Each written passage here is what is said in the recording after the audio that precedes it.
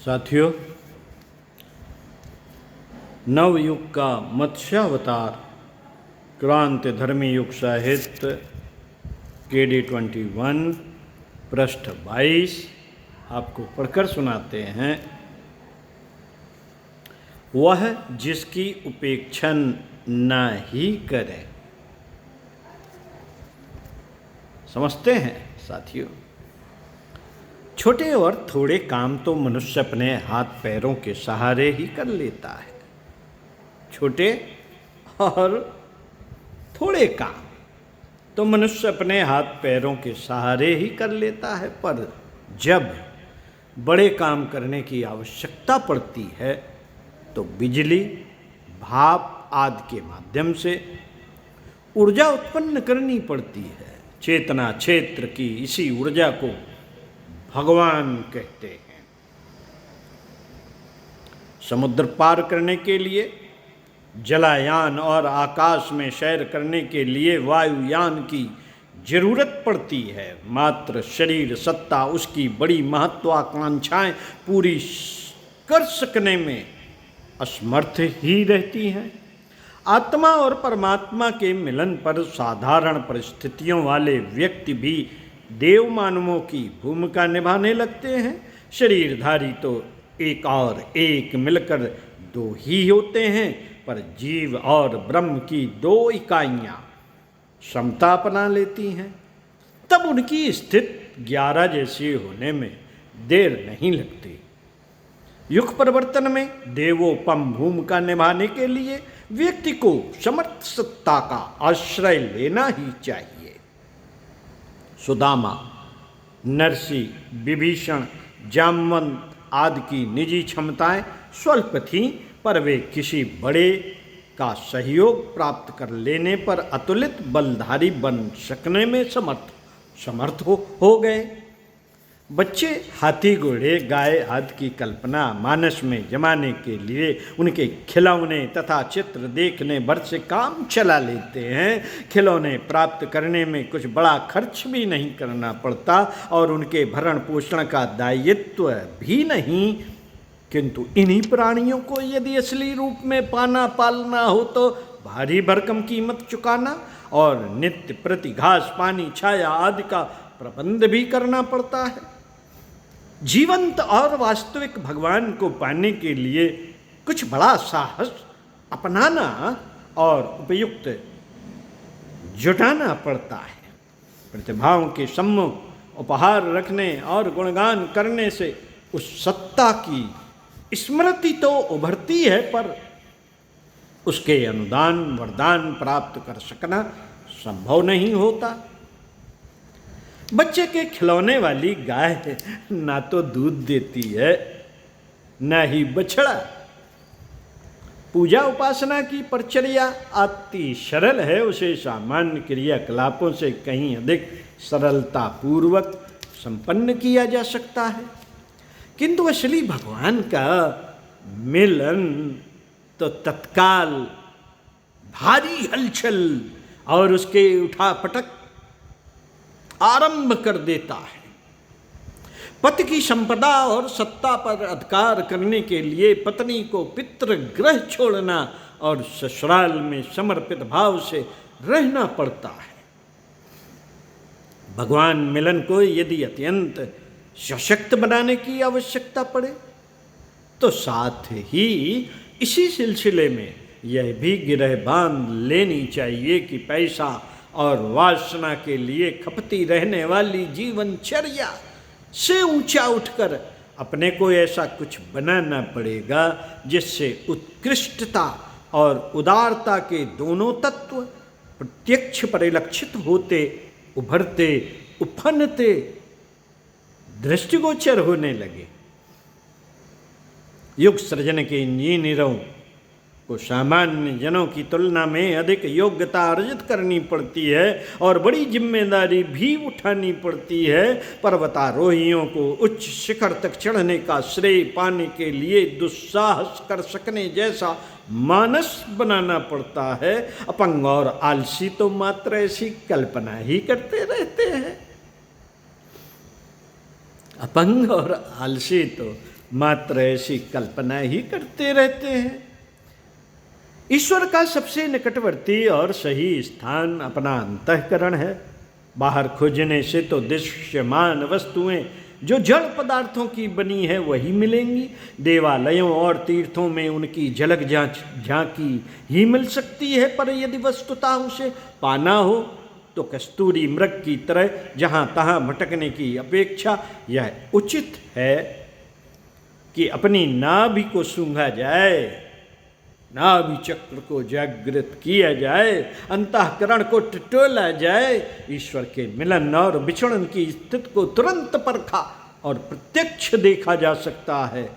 दैवी सत्ता किसी पर अनुग्रह करती है तो उसके मानस एवं क्रियाकलाप में अद्भुत आश्चर्यजनक परिवर्तन करती है। उन्हें क्षुद्रता की कीचड़ से उबार कर महानता की साज सज्जा से सजाती है। माता अपने शिशु को तभी गोदी में उठाती है जब उसकी मलमूत्र से सनी स्थिति को धोकर साफ कर लेती है।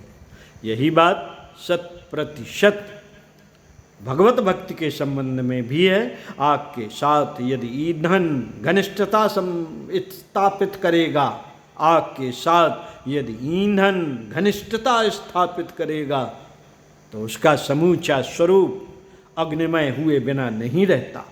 नरकीटकों की तुलना में नर नारायणों का दृष्टिकोण ही नहीं, क्रियाकलाप भी कुछ ऐसा हो जाता है जो औरों जैसे नहीं, वरन अपने आप में कुछ विचित्र विलक्षण किंतु उच्च स्तरीय दीख पड़ने लगता है।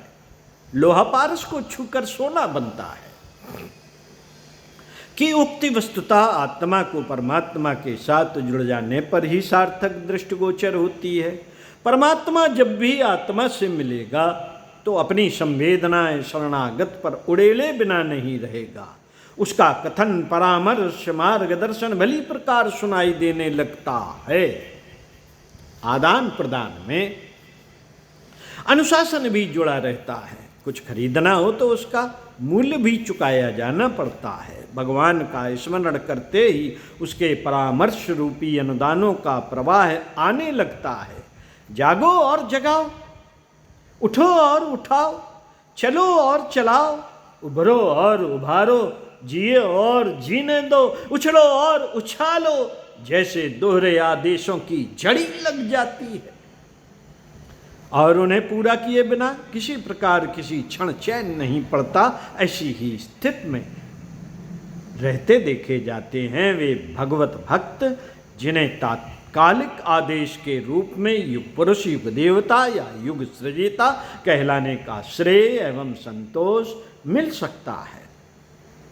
साथियों,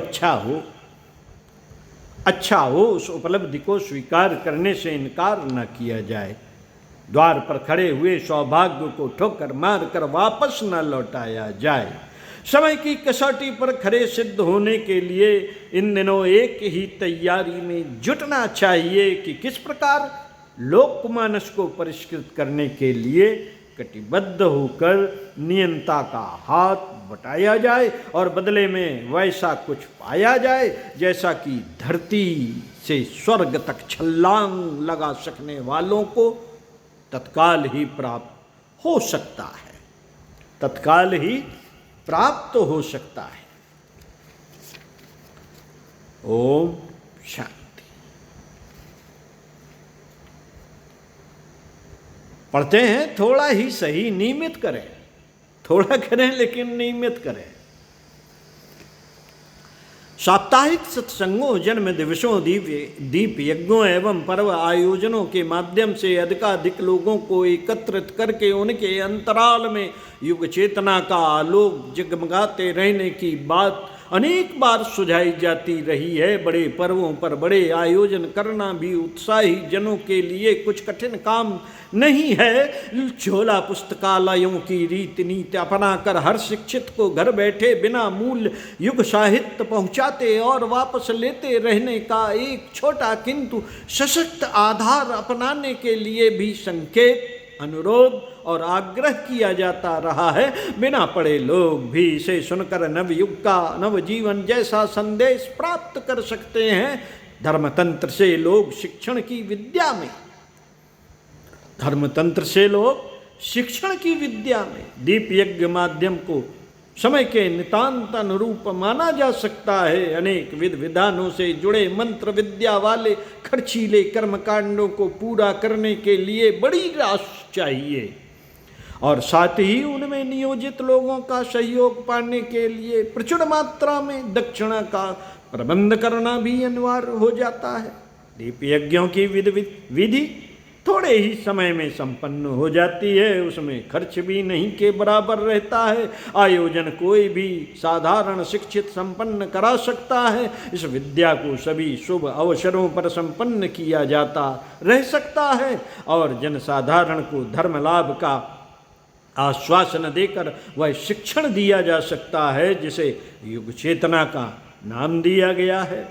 सहगान कीर्तन दीप यज्ञों के साथ जुड़ा है, जिनमें गायन करते हुए लोग झूमने लगते हैं। भाषण के लिए इतना ही पर्याप्त है कि इन्हीं दिनों शांत कुंज से जो अभिनव उद्बोधन छापा जा रहा है उसमें से उपस्थित जनों के स्तर को देखते हुए कोई अंश छांट कर पढ़कर सुनाया जाए। यह युग गीता कथा है जिसे पोथी के माध्यम से सुनाते रहने में वक्ता की गौरव गरिमा घटती नहीं वरन बढ़ती है। उपरोक्त उपक्रमों के साथ साथ एक बड़ा कदम भी है जिसे अपने अहंकार में थोड़ी कटौती कर लेने वाला कोई भी व्यक्ति भली प्रकार चलाता रह सकता है। यह है चल प्रज्ञा मंदिर का निर्माण और संचालन। इसी को ज्ञान रथ के नाम से माना जाता है। पिछले दिनों 5000 अचल प्रज्ञा पीठों का निर्माण हो चुका।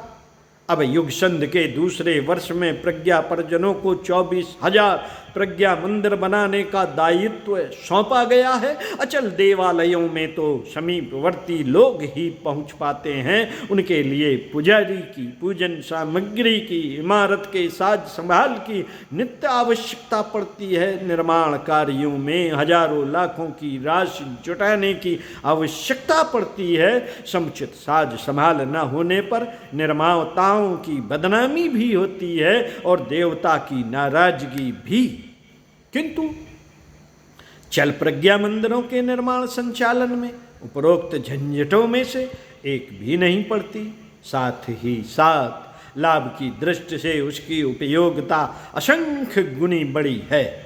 अलग घर घर जगाने, हर गली कूचे में नुक्कड़ सभाएं संजोते रहने, अपरिचितों को परिचित कराने और सशक्त प्राण ऊर्जा जन जन तक पहुंचाने के बहुमूल्य पुण्य प्रयोजन सहज ही बन पड़ते हैं।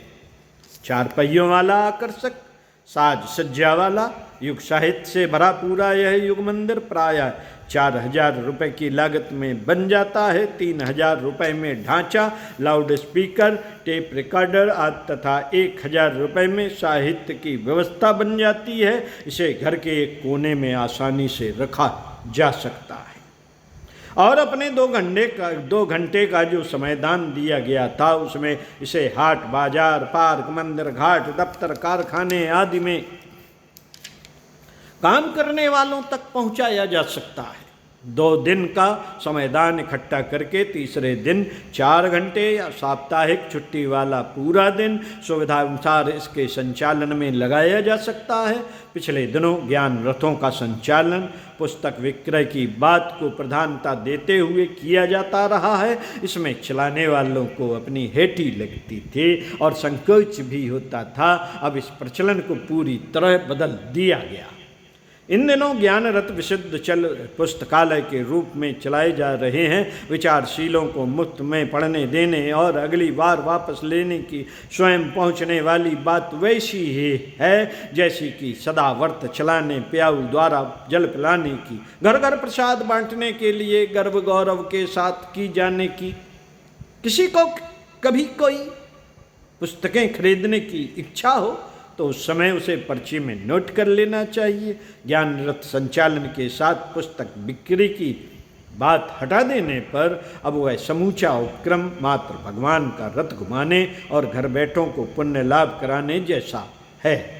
इसे कोई तथाकथित बड़ा आदमी भी करने लगे तो उससे मान और गौरव रत्ती भर भी घटने वाला नहीं, वरन बड़प्पन में धर्म धारणा का उदार प्रवेश होने के कारण गर्मा में 4 चांद ही लगेंगे। लाउड स्पीकर टेप रिकॉर्डर के सम्मेलन से हर दिन नुक्कड़ सभाओं की धूम मची रह सकती है। संगीत और प्रवचन से हर कोई सैकड़ों हजारों को परिचित अवगत कराना ही नहीं, अनुप्राणित भी किया जा सकता है। उपयोगिता की दृष्टि से यह ज्ञान यज्ञ अन्य परमार्थ प्रयोजनों की तुलना में किसी प्रकार कम नहीं, अधिक ही माना जा सकता है। बैटरी हर दिन चार्ज करनी पड़ सकती, समय समय पर नए टेप भी खरीदने पड़ सकते।